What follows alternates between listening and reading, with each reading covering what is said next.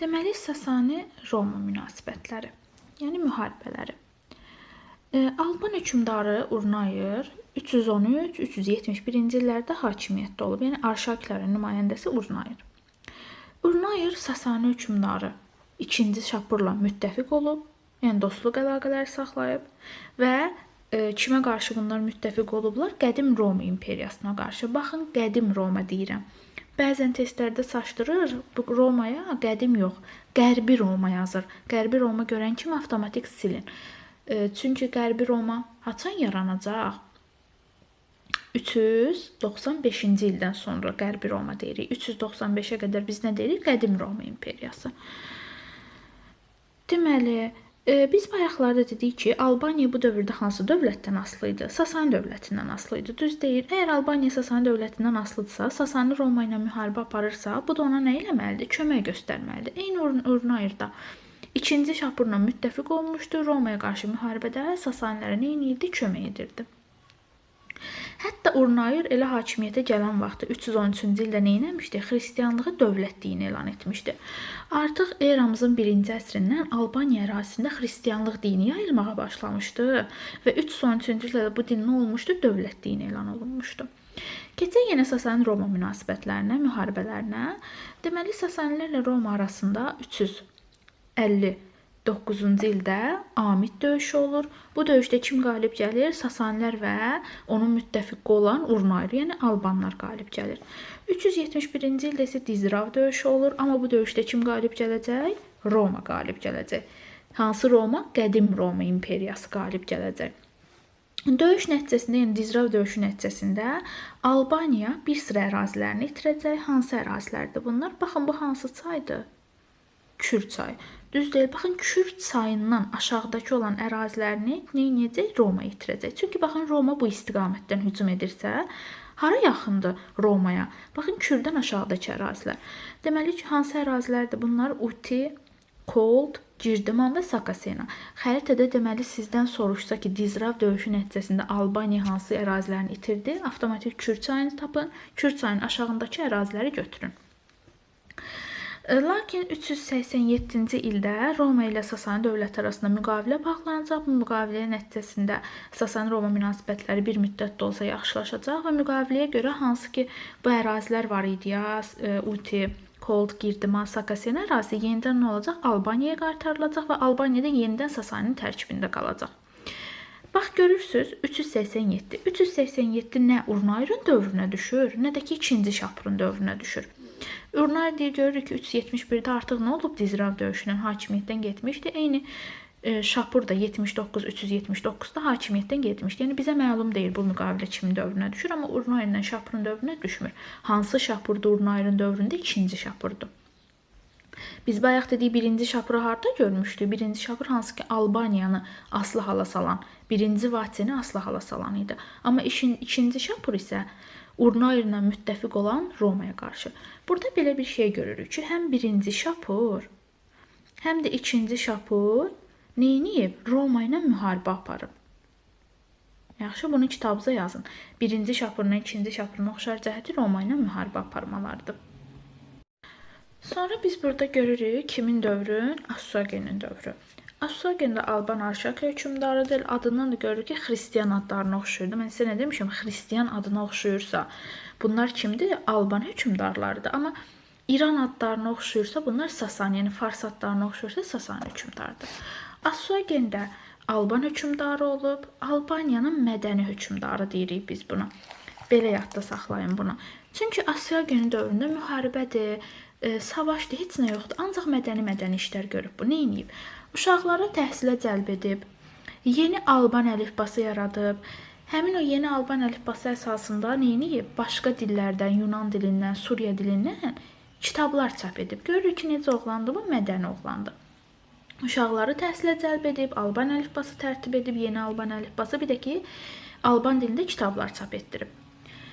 Bunu da belə yadda saxlayın. Sonra Asuagendən sonra hakimiyyətə 2-ci Vatçe gəlib. 444-463-cü ildə. İkinci Vatçe əvvəl hakimiyyətə gələrkən Sasani hökmdarı 2-ci Yezdagetlə qohum olub. Yəni Yezdagetlə qohumdursa, deməli bu hansı dini qəbul edib? Zərdüştlük dinini qəbul edib. Lakin 2-ci Yezdaget ölən kimi, yəni 457-də Yezdaget ölən kimi başlayır nəyə? Azadlıq müharibəsinə. Deyir ki, mən Sasanilərin tərkibində qalmayacağam. Nə olacaq? Müstəqil dövlət olacaq. Bu azadlıq mübarizəsi 2-ci Vaçe hakimiyyətdən gedənə kimi, yəni 463-cü ilə qədər davam edir. Başlayır ilk olaraq Çola dərəsinə. Haradır Çora? Dərbənd. Yəni Dərbəndi tutur. Sonra Qafqazın hakimləri var idi ki, onlarla neyniyir? Müttəfiq ittifaqlar qurur, Massaget tayfalarını özünə birləşdirir və elə hakimiyyəti gələn vaxtı, yəni 444-də neyniyir? Paytaxt dəyişdirir.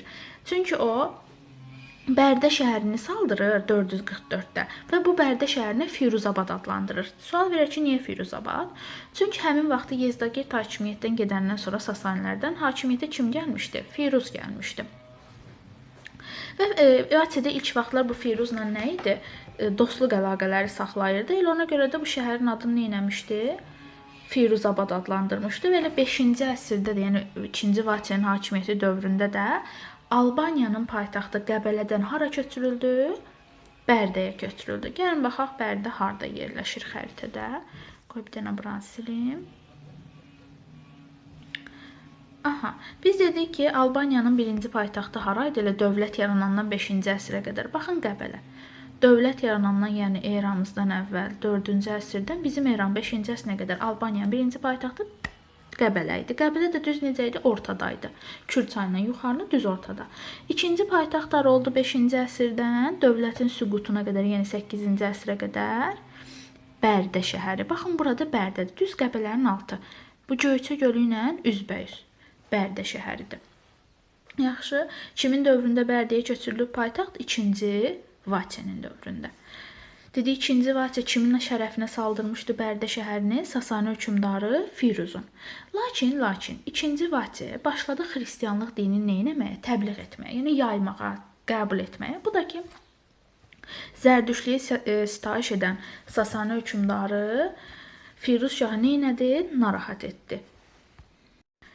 Dediyimiz kimi ilk əvvəllər 2-ci Vaçe Firuzun şərəfinə paytaxt saldırır falan filan. Bunlar nəsə dost olur da Sasani Firuzla Alban hökmdarı 2-ci Vaçe. Amma dediyimiz kimi 2-ci Vaçe xristianlığı təbliğ etməyə başlayır, xristianlığı qəbul etməyə başlayır. Bunu da ki, Zərdüştlüyə sitayiş edən Firuz nə olur? Narazı olur bundan ki, çünki Sasanilər bayaqda dediyim hansı dinə sitayiş edirdi? Zərdüştlüyə sitayiş edirdilər. Firuz görür ki, 2-ci Vaçe xristianlığı təbliğ edir. Bundan narahat olur. Neynəyir? Özü mübarizə aparmır Vaçeyə qarşı. Hansı ki, Zərdüştlüyə sitayiş edən tayfalar var idi. Haylandır Hunları. Onları 462-ci ildə 2-ci Vaçenin üzərinə göndərir. Haylandır Hunları 2-ci Vaçenin üzərinə hücum edir və bu hücum nəticəsində də 2-ci Vaçe nə olur? Məğlub edir. 2-ci Vaçe məğlub olandan sonra 463-cü ildə hakimiyyətdən də nə olur? Əl çəkir öz xoşu ilə və onun hakimiyyəti başa çatır. Deməli, 2-ci Vaçe hakimiyyətdən gedən kimi 463-də başlayır Albaniya dövlətində Sasanilərin birinci mərzibanlıq dövrü. Bu birinci mərzibanlıq dövrü 463-dən 487-ci ilə qədər olan dövrdür. Biz dərsin əvvəlində demişdik ki, mərziban kim idi? Sasani dövlətində sərhədləri qoruyan və yaxud da ki, vilayətlərə başçılıq edən şəxs idi. Eyni bizə bu nəyi xatırladır vilayətlərə başçılıq edən canişini? Deməli, Sasanilərdə də canişin nə idi? Mərziban. Elə 463-də 2-ci Vaçe hakimiyyətdən gedən kimi Albaniyanı kimlər idarə etməyə başladı? Mərzibanlar. Görürük ki, yerli hökmdarlar nə oldu? Yoxa çıxdı. Yəni artıq yerli hökmdarlar idarə etmirdi, mərzibanlar idarə edirdi. Biz də əvvəlki dərslərdən də bilirik, əgər bir dövləti yerli hökmdar yox, başqa bir dövlətin canişini, mərzibanı idarə edirsə, deməli o öz daxili müstəqilliyini itirib. Yəni sizə sual versə ki, ilk dəfə Albaniya neçənci ildə daxili müstəqilliyini itirdi ilk dəfə? Deyəcək ki, 1-ci mərzibanlıq dövründə 463-də.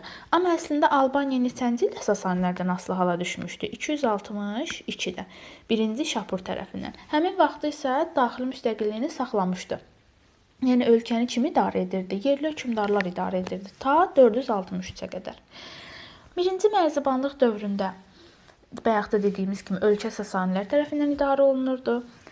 Bu mərzibanlar, yəni Sasanilər Albaniya əhalisini nə etdilər? Siyahıya aldılar. Niyə? Vergilərin yığılmasına görə. Daha çox insandan vergi yığsınlar deyə əhalini başladılar siyahıya almağa ki, görək kim var, kim yoxdur Albaniyada. Bir də ki, ruhanilər var idi, dini idarələri başçılıq edənlər və bu ruhanilərin mülklərini də nə etdilər? Əllərindən aldılar. Bu da oldu nə? Albaniya dövlətində birinci mərzibanlıq dövrü və həmin dövrdə də Albaniya öz daxili müstəqilliyini etmişdi, itirmişdi. Deməli, biz də bayaq dedik ki, birinci mərzibanlıq dövrü neçənci ilə qədər davam edib? 487-ci ilə qədər davam edib. Artıq 487-ci ildə isə Albaniya dövlətində Arşakilər sülaləsinin sonuncu nümayəndəsi olan kim gəlir? 3-cü Mömin Vaçaqan gəlir hakimiyyətə. Deməli, nə olur? Yerli hökmdarlar gəlirsə hakimiyyətə, Albaniya öz daxili müstəqilliyini nə edir? Bərpa edir. Bayaq da dediyimiz kimi 3-cü Mömin Vaçaqan Arşakilərin son nümayəndəsi idi.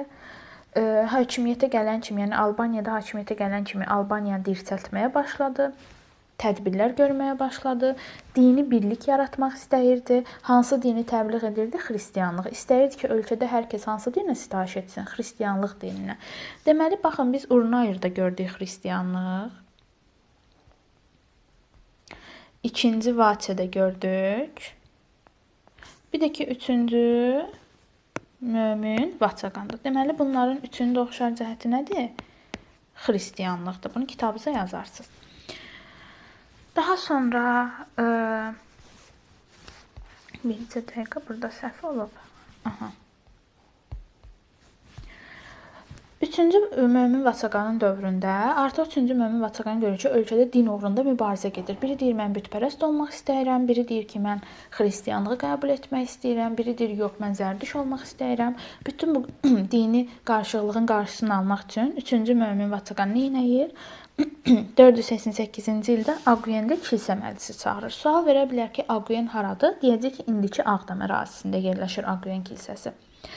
Deməli, Aguyen kilsə məclisi Azərbaycanın ilk tarixi sənədi idi. Yəni, tarix baxımından ilk tarixi hüquqi sənədi olub. Dini məsələlərə baxılıb. Burada əsasən xristian dinini təbliğ olunub. Bir də ki, Aguyen kilsə məclisi nəticəsində feodal münasibətlər nə olub? Daha da inkişaf edib.